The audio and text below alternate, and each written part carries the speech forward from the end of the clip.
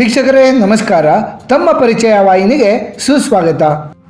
ಆತ್ಮೀಯರೇ, ತಮಗೆಲ್ಲ ತಿಳಿದಿರುವಂತೆ ನಮ್ಮ ಸನಾತನ ಹಿಂದೂ ಧರ್ಮದಲ್ಲಿ ಅನೇಕ ನಂಬಿಕೆಗಳಿವೆ. ಆ ನಂಬಿಕೆಗಳ ಪ್ರಕಾರ ಮನೆಯಲ್ಲಿ ಕೆಲ ವಸ್ತುಗಳನ್ನು ಸಂಪೂರ್ಣವಾಗಿ ಖಾಲಿಯಾಗದಂತೆ ನಾವು ಜಾಗೃತರಾಗಿ ನೋಡಿಕೊಳ್ಳಬೇಕು. ಮನೆಯಲ್ಲಿ ಇರುವಂತಹ ಕೆಲವು ವಸ್ತುಗಳನ್ನು ಲಕ್ಷ್ಮೀ ಸ್ವರೂಪ ಎಂದು ಪರಿಗಣನೆ ಮಾಡಲಾಗುತ್ತದೆ.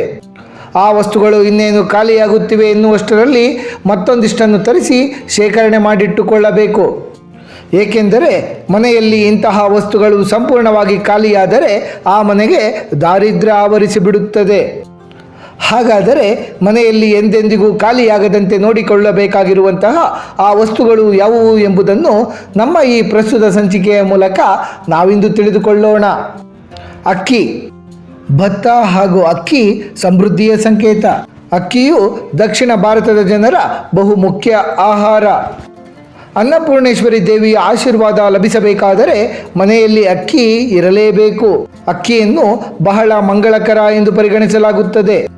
ಅಕ್ಕಿಯನ್ನು ಪೂಜೆಯಲ್ಲಿಯೂ ಬಳಸಲಾಗುತ್ತದೆ. ವಾಸ್ತು ಪ್ರಕಾರ ಅಕ್ಕಿಯ ಡಬ್ಬಿಯನ್ನು ಎಂದಿಗೂ ಖಾಲಿ ಬಿಡಬಾರದು. ಅದು ಖಾಲಿಯಾಗುತ್ತಿದೆ ಎನ್ನುವಷ್ಟರಲ್ಲಿಯೇ ಪೂರ್ತಿ ಖಾಲಿಯಾಗುವ ಮೊದಲೇ ಅದನ್ನು ಮತ್ತೆ ಭರ್ತಿ ಮಾಡಬೇಕು. ಅಲ್ಲದೆಯೇ ಅಕ್ಕಿ ಮನೆಯಲ್ಲಿ ಒಂದು ವೇಳೆ ಖಾಲಿಯಾದಲ್ಲಿ ಶುಕ್ರದೋಷ ಉಂಟಾಗುತ್ತದೆ.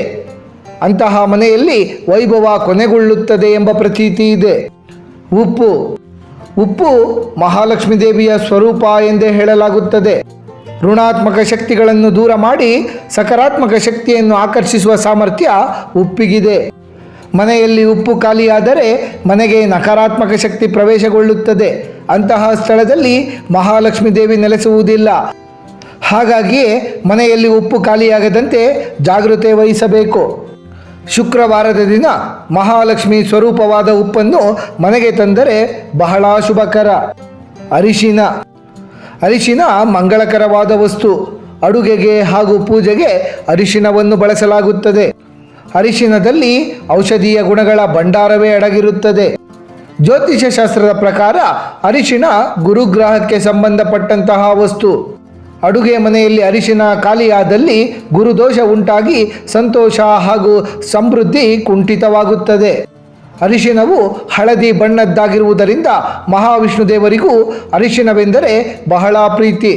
ಮಹಾವಿಷ್ಣು ದೇವರಿಗೆ ಇಷ್ಟವಾದಂತಹ ವಸ್ತು ಮಹಾಲಕ್ಷ್ಮೀ ದೇವಿಗೂ ಪ್ರಿಯವಾದದ್ದು. ಪರ್ಸ್ ಅಥವಾ ಕೈಚೀಲ. ಸಾಮಾನ್ಯವಾಗಿ ಹೆಣ್ಣು ಮಕ್ಕಳ ಬಳಿ ಹೆಚ್ಚಾಗಿ ಕೈಚೀಲಗಳು ಅಥವಾ ಪರ್ಸ್ಗಳಿರುತ್ತವೆ ಮತ್ತು ಎಲ್ಲರೂ ಉಪಯೋಗವಾಗದೇ ಇರುವ ಪರ್ಸ್ಗಳು ಅಥವಾ ಕೈಚೀಲಗಳನ್ನು ಖಾಲಿಯಾಗಿಯೇ ಇಟ್ಟುಕೊಂಡಿರುತ್ತಾರೆ. ನಮ್ಮಲ್ಲಿ ಹೆಚ್ಚು ಪರ್ಸ್ಗಳಿದ್ದು ಅವುಗಳು ಉಪಯೋಗಕ್ಕೆ ಬರದಿದ್ದರೂ ಸಹ ಅವುಗಳನ್ನು ಇಟ್ಟುಕೊಳ್ಳುವಾಗ ಅವುಗಳಲ್ಲಿ ₹1 ಹಣವನ್ನಾದರೂ ಇರಿಸಿರಬೇಕಾಗುತ್ತದೆ. ಕೈಚೀಲಗಳು ಅಥವಾ ಪರ್ಸ್ಗಳು ಖಾಲಿಯಾಗಿದ್ದರೆ ದಾರಿದ್ರ್ಯ ಬೆನ್ನತ್ತುತ್ತದೆ. ನೀರಿನ ಕೊಡಪಾನ.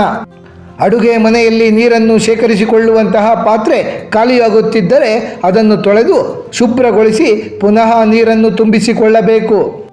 ಪೂಜಾ ಸ್ಥಳಗಳಲ್ಲಿಯೂ ಸಹ ನೀರಿನ ಪಾತ್ರೆಗಳು, ಗಂಟೆಗಳು ಮುಂತಾದ ಪೂಜೆಗೆ ಸಂಬಂಧಿಸಿದ ವಸ್ತುಗಳು ಇದ್ದೇ ಇರುತ್ತವೆ.